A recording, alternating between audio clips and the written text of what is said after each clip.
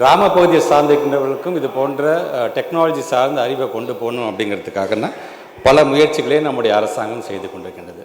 இப்போ லேப்டாப் பற்றி எல்லாரும் பேசும்போது ஸ்கூல் ஸ்டூடெண்ட்ஸ் நாங்கள் கொடுத்தோம் அப்படின்னு அவங்க சொல்கிறாங்க. 2019 2.25 லட்சம் லேப்டாப்பை கொடுக்க முடியாமல் தான் அங்கே போனாங்க. அதுக்கு பல காரணங்களையும் அவங்க சொன்னாங்க, ப்ராக்டிக்கலாகவும் நிறையா பேசினாங்க.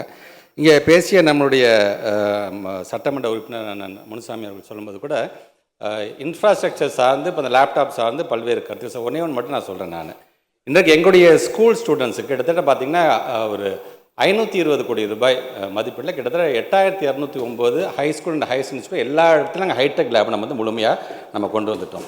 இது மட்டுமல்ல, கிட்டத்தட்ட ஒரு 450 கோடி ரூபாய் மதிப்பீட்டில் 22,931 ஸ்கூல்ஸில் ஸ்மார்ட் போர்டை நம்ம கொண்டு வந்துட்டோம். ஸோ உலகத்தில் என்ன ட்ரெண்ட் வந்தாலும் அடுத்த நிமிஷம் எங்கள் பிள்ளைங்க அதை உடனடியாக பள்ளிக்கூடத்தில் பார்க்குற அளவுக்கான எல்லா இன்ஃப்ராஸ்ட்ரக்சரையும் நம்ம கொண்டு வந்துட்டோம்.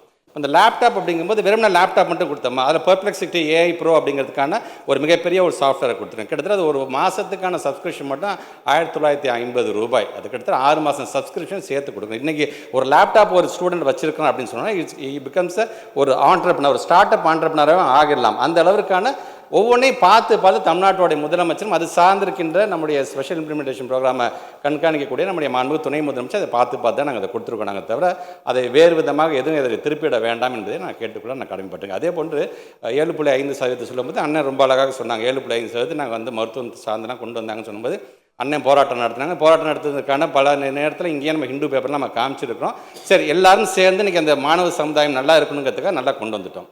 தமிழ்நாட்டு முதலமைச்சர் வந்தது பிறகு 7.5% மருத்துவத்துக்கு மட்டும் இருக்கக்கூடாது, தொழிற்கல்வி சார்ந்து இப்போ அண்ணன் சொன்ன மாதிரி அது சட்டமாக இருந்தாலும் சரி, மீன் வளமாக இருந்தாலும் சரி, அக்ரியாக இருந்தாலும் சரி, இன்ஜினியரிங்காக இருந்தாலும் சரி, எல்லாத்துக்கும் அது பொறுத்துக்கு அளவுக்கு நம்ம கொண்டு போகணும் அப்படி தான் நாங்கள் ஆசைப்படுறோம். ஸோ கொண்டு வரைக்கும் எடுத்துகிட்டு நல்ல திட்டம் அவங்க கொண்டு வந்துட்டாங்க, அதை நம்ம மூடி மறைச்சணும் இல்லாமல் அதை அடுத்த கட்டத்துக்கு என்ன கொண்டு போகணும் தான் நம்முடைய அரசாங்கம் நினைக்கணும். அது மட்டும் இல்லை, அதற்கான கவுன்சிலிங்காக பஸ்ஸை பிடிச்சி இங்கே வந்தாங்கன்னா கூட அந்த பஸ்ஸு செலவையும் சேர்த்து நாங்கள் ஏற்றுக்கிறோம், அவங்களுக்கான ஹாஸ்டல் செலவையும் நாங்கள் சேர்த்து ஏற்றுக்கிறோம், அவங்களுக்கான கல்வி கட்டணம் முழுவதையும் இந்த அரசாங்கம் ஏற்றுக்குது அப்படின்னு நாங்கள் சொல்கிறோம்.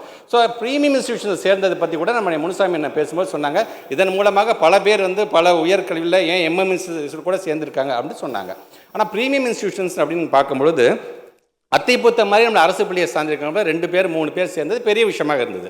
ஆனால் 2021 பிறகு மாடல் ஸ்கூலுங்கிற ஒரு கான்செப்ட் நம்முடைய தமிழ்நாட்டு முதலமைச்சர் கொண்டு வந்ததுக்கு பிறகு ஒட்டுமொத்தமாக இந்தியா முழுவதும் உலகம் முழுவதும் இருக்கக்கூடிய IIT-ஆக இருந்தாலும், IIM-ஆக இருந்தாலும், நிஃப்டாக இருந்தாலும், நிஃப்டமாக இருந்தாலும், லா யூனிவர்சிட்டியாக இருந்தாலும் சரி, பிள்ளைங்களுக்கு JEE-னா என்னன்னு தெரியாமல் இருந்த, கிளாட்னா என்னன்னு தெரியாமல் இருந்த பிள்ளைங்களுக்கும் அந்த அறிவை கொடுத்து கிட்டத்தட்ட இந்த 4.25 வருஷத்தில் அத்திப்பூத்தமாக 2-3 சொன்னாங்க. அரசு பள்ளி மாணவர்கள் மட்டும் கிட்டத்தட்ட பார்த்தீங்கன்னா 2853 பிள்ளைங்க இன்னைக்கு உலகம் முழுவதும் போய் படிக்கிற அளவுக்கு நம்ம கொண்டு வந்தோம். அதனால தான் அரசு பள்ளி என்பது வறுமையின் அடையாளம் அல்ல, அது பெருமையின் அடையாளம் என்பதை நாங்கள் நிலைநாட்டி கொண்டிருக்கிறோம் என்பதை பேரவைத் தலைவருக்கு மூலமாக தெரிவித்துக் கொள்கிறோம். பிளே ஸ்டோர் மற்றும் ஆப் ஸ்டோரில் இருந்து பாலிமர் செயலியை QR கோடு மூலம் பதிவிறக்கம் செய்யுங்கள்.